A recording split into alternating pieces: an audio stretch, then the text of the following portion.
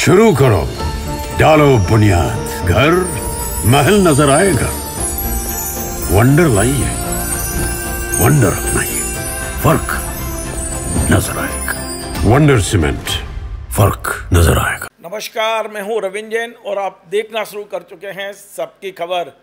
मध्य प्रदेश के पूर्व गृह मंत्री और भारतीय जनता पार्टी के वरिष्ठ विधायक भूपेंद्र सिंह जी ने एक आम सूचना जारी की है अपने परिवार को लेकर। उन्होंने बताया कि उनके परिवार में अब कुल मिला के 6 सदस्य हैं और इसके अलावा जो भी उनके भाई और परिजन हैं या रिश्तेदार हैं, वे अपने अपने कार्य के लिए, अपने अपने व्यवसाय के लिए खुद जिम्मेदार हैं। आखिर भूपेंद्र सिंह जी ने यह सूचना क्यों जारी की है, आज मैं आपको विस्तार से बताऊंगा। लेकिन आगे बढ़ने से पहले मैं सूचना बताऊं कि उन्होंने सूचना क्या जारी की है। मैं स्क्रीन पर दिखा रहा हूं, एक वकील है कृष्णवीर सिंह ठाकुर, उनके जरिए ये आम सूचना जारी की गई है। इस सूचना में लिखा है, आप स्क्रीन पर पढ़ सकते हैं। सर्वसाधारण को सूचित किया जाता है कि हमारे पक्षकार श्री भूपेंद्र सिंह, आत्मज श्री स्वर्गीय श्री दीवान अमोल सिंह जी, निवासी बामोरा, तहसील जिला सागर के परिवार में निम्न सदस्य हैं। 1 श्री भूपेंद्र सिंह स्वयं, 2 श्रीमती सरोज सिंह धर्मपत्नी, 3 उपमा सिंह अविवाहित पुत्री, 4 काजल सिंह अविवाहित पुत्री, 5 अनुप्रिया सिंह अविवाहित पुत्री और 6 अविराज सिंह अविवाहित पुत्र। श्री भूपेंद्र सिंह जी की एक बड़ी पुत्री श्रीमती अमृता सिंह भी हैं, जिनका विवाह हो चुका है। इनके अतिरिक्त श्री भूपेंद्र सिंह जी के परिवार में कोई अन्य सदस्य नहीं हैं। श्री भूपेंद्र सिंह के व्यवसाय एवं कृषि में उपरोक्त वर्णित सदस्यों के अलावा अन्य कोई ना तो हिस्सेदार है और ना ही पार्टनर है।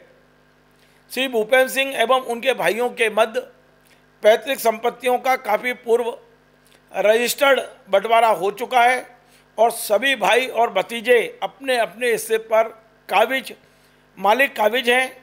सभी भाइयों के पुत्र यानी भतीजों के अपने अपने व्यवसाय एवं कृषि है, जिन पर वे तना रूप से मालिक और काबिज हैं। यदि कुटुंब के किसी भी सदस्य द्वारा अपने व्यवसाय के सिलसिले में श्री भूपेंद्र सिंह जी के नाम का उपयोग किया जाता है या किसी गैर कानूनी गतिविधि में श्री भूपेंद्र सिंह के नाम का दुरुपयोग करता है तथा यदि ऐसी किसी कथित कृत्य के बाबत कोई भी तृतीय पक्ष श्री भूपेंद्र सिंह पर कोई आरोप लगाता है और कोई भी मीडिया, प्रिंट मीडिया अथवा इलेक्ट्रॉनिक मीडिया इसका अनुचित प्रचार या प्रसार करता है, यह उनकी मर्जी के विपरीत जाता है, जिसे उनके व्यावसायिक एवं राजनीतिक हितों के विपरीत मानते हुए भूपेंद्र सिंह ऐसे कृत्य के विरुद्ध समुचित कानूनी कार्रवाई करने के लिए स्वतंत्र होंगे। इस सूचना पर स्वयं भूपेंद्र सिंह जी ने भी साइन किए हैं और ये सूचना कल रविवार को जारी की गई है। आखिर भूपेंद्र सिंह जी को यह सूचना जारी करने की अभी आवश्यकता क्यों पड़ी और उन्होंने ये क्यों कहा कि अब उनके परिवार के सदस्य केवल 6 लोग हैं, भाई और दूसरे लोग उनके परिवार के सदस्य नहीं हैं। दरअसल मुझे ऐसा लगता है कि ये एक सोची समझी रणनीति के तहत किया गया है। दरअसल आपने देखा 2-3 दिन पहले राष्ट्रीय मानवाधिकार आयोग ने मध्य प्रदेश के मुख्य सचिव अनुराग जैन को जो पत्र लिखा है, उस पत्र में भूपेंद्र सिंह और उनके परिवार का उल्लेख है और इनके खिलाफ कार्रवाई ना करने के लिए कलेक्टर और एसपी को जबरदस्त फटकार लगाई गई है। मतलब क्या कहा गया है आप अंदाज नहीं लगा सकते। एसपी और कलेक्टर को ये बताया गया है कि ये लोग कॉम्पिटेंट नहीं हैं, योग्य नहीं हैं। आप सोचिए। और राष्ट्रीय मानव अधिकार आयोग ने सागर के कलेक्टर संदीप जीआर के खिलाफ डीओपीटी, जो उनका एक भारत सरकार का विभाग है, उसमें पत्र लिखने के लिए भी कहा है कि ये व्यक्ति कॉम्पिटेंट नहीं है। आप सोचिए कि ये पत्र क्यों लिखा गया, वो भी मैं आपको बताऊं। दरअसल ये कहानी शुरू होती है 1 जनवरी 2025 से। ये जो भूपेंद्र सिंह के एक भतीजे हैं लखन सिंह ठाकुर, इनका सागर के बारदा में कोई एक क्रेशर प्लांट है और इस क्रेशर प्लांट के पास से कोई एक 10 साल का 10, 11, 12 साल का बच्चा है जिसका नाम है मानस शुक्ला। ये एक कथा से लौट रहे थे परिवार के साथ और क्रेशर पे कुछ खेलने लगे। इन्हें नहीं पता था कि क्रेशर की जो गिट्टी है उसके नीचे से करंट का तार गया हुआ है। ये क्रेशर के उस पर चढ़े हैं, तार से चिपक गए और ये मानस शुक्ला का एक हाथ काटना पड़ा। उसके बाद से ही मानस शुक्ला और उसके परिवार के लोग भूपेंद्र सिंह और उनके जो भतीजे हैं या भांजे जिनके नाम से ये क्रेशर है, उनसे राहत की मांग कर रहे थे, पुलिस में एफआईआर की मांग कर रहे थे। और ये लोग मेरे स्टूडियो भोपाल भी आए थे। मैं आपको सुनवाता हूँ और दिखाता हूँ। ये है मानस शुक्ला जिसका एक हाथ कटा हुआ है। और इसने मेरे स्टूडियो में हाथ जोड़ के निवेदन किया था कि मेरा जीवन बर्बाद हुआ है, मुझे आर्थिक मदद दी जाए, सरकार की ओर से मिले या जिनका क्रेशर है उनकी ओर से मिले, क्योंकि मेरा जो नुकसान हुआ है वो क्रेशर मालिक की लापरवाही के कारण हुआ है। कि पुलिस हमने कंप्लेन उनके खिलाफ एफआईआर दर्ज करने की मांग की तो पुलिस वाले उनके दबाव में आके ना हमारे कोई एफआईआर लिख रहे हैं और हमारे पापा 2-3 महीने से इधर उधर इलाज के लिए भटक रहे हैं। आप चलिए मैं आपके पिताजी से ही पूछ लेता हूँ। राकेश शुक्ला नाम है आपका शायद। राकेश जी, आपको अभी तक कोई आर्थिक मदद प्रशासन से या माननीय जो पूर्व मंत्री जो विधायक हैं आपके क्षेत्र के भूपेंद्र सिंह जी, क्या आप गए उनके पास, कभी मुलाकात हुई हो, आपने कहा हो कि मुझे न्याय दिलाएं, या उनके भतीजे जो ये क्रेशर चलाते हैं? और आपके बेटे ने एक बड़ा गंभीर आरोप लगाया है कि ये क्रेशर अवैध है। अवैध कैसे हो सकता है क्रेशर? वो तो विधायक जी के भतीजे का है। वो अवैध इसलिए है कि उधर गौचर जमीन डली है ग्रामीणों की, तो उसके लिए जबरन कब्जा किए हुए हैं। अब प्रशासन सब इनके हाथ में है। हम 4 बार पुलिस थाने गए, 2 महीने से पुलिस के चक्कर लगा रहे, सागर गए, कोई एसडीएम तहसीलदार वगैरह सब आते हैं, हमारे बयान कोई लेता नहीं है। जो हम बोलते हैं वो लिखा नहीं जाता। मैंने बोला क्रेशर पर करंट लगा, पुलिस ने लिखा कि खेत की सिंचाई के करंट से करंट लगा। पुलिस थाने में झूठी हम कुछ बोलते हैं, कुछ लिखते हैं। और हमारी स्थिति ये है कि मैंने घर पूरा गिरवी धर के इसका जैसे इसकी जान बचा पाई वो ईश्वर ही जानता है। और अभी भी स्थिति ये है कि हम इसकी बात आगे वक्तव्य बोल निकलते नहीं हैं और हमारी स्थिति बहुत गंभीर है। और इनके दबाव से पुलिस प्रशासन सुन नहीं रहा। हम जो बयान, हमारा बच्चा जो बयान देगा वो एसपी कलेक्टर के सामने देगा। अगर इसके बाद सुनवाई नहीं होती है तो हम इधर से घर वापस नहीं जाएंगे। हम आत्महत्या करने की स्थिति में हैं। हमारा मन बहुत विचलित है। मैंने दिखाया भी था। उसके बाद भी जिला प्रशासन ने ना तो क्रेशर मालिक के खिलाफ एफआईआर की और ना इन्हें कोई आर्थिक मदद की।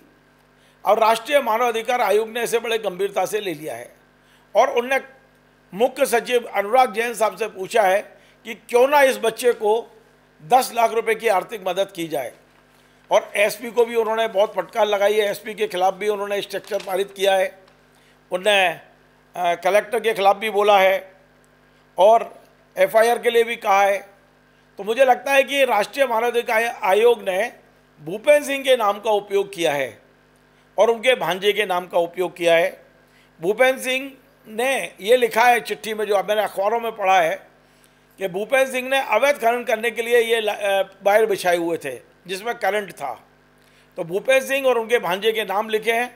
मुझे लगता है कि ये जो मामला राष्ट्रीय मानवाधिकार आयोग से उठा है वो कहीं राजनीतिक रूप से तूल ना पकड़ ले। कहीं ऐसा ना हो कि आने वाली विधानसभा चुनाव में भूपेंद्र सिंह जी का कोई नुकसान करे, इसे लेके इशू बनाए।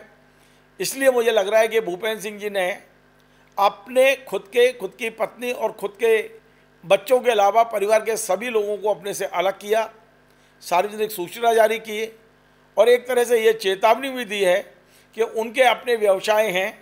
यदि उनके व्यवसाय के कारण से उनका नाम लिया जाता है भूपेंद्र सिंह का, तो वे कानूनी कार्रवाई के लिए स्वतंत्र होंगे। राष्ट्रीय मानवाधिकार आयोग के एक पत्र ने भूपेंद्र सिंह को आम सूचना जारी करने के लिए विवश कर दिया है।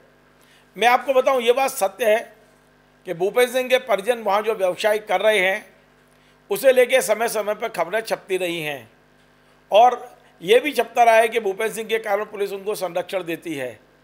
लेकिन अब जब भूपेंद्र ने अपने परिवार से अपने को अलग किया है तो क्या भूपेंद्र सिंह जी इस बात की भी कोई गारंटी है कि आप अपने परिजनों के व्यवसाय के लिए प्रशासन को नहीं कहेंगे?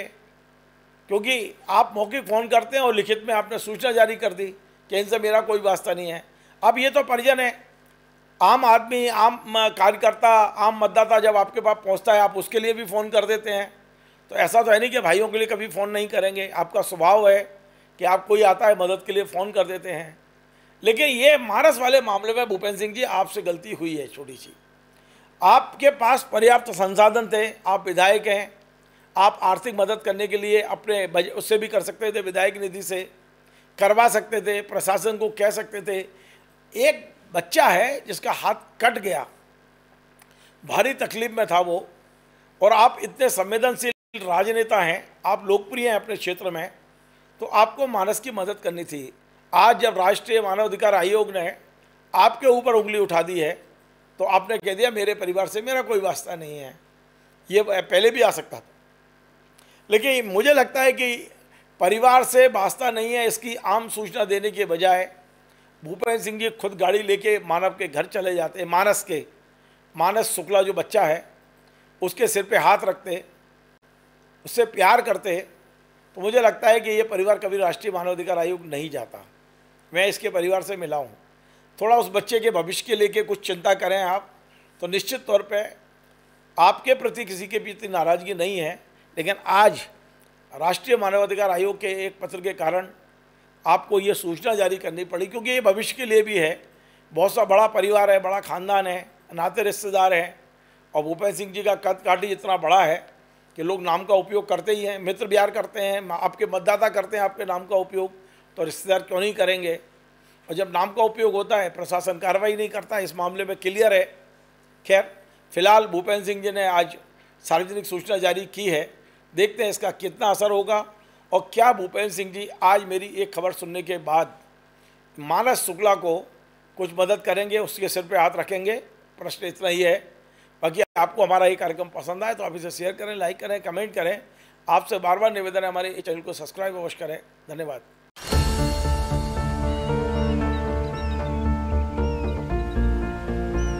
जो बनकर मेरा हमसफर आएगा सिर्फ उसी को फर्क नजर आएगा। शुरू करो, डालो बुनियाद, घर महल नजर आएगा। वंडर लाइए, वंडर अपनाइए, फर्क नजर आएगा।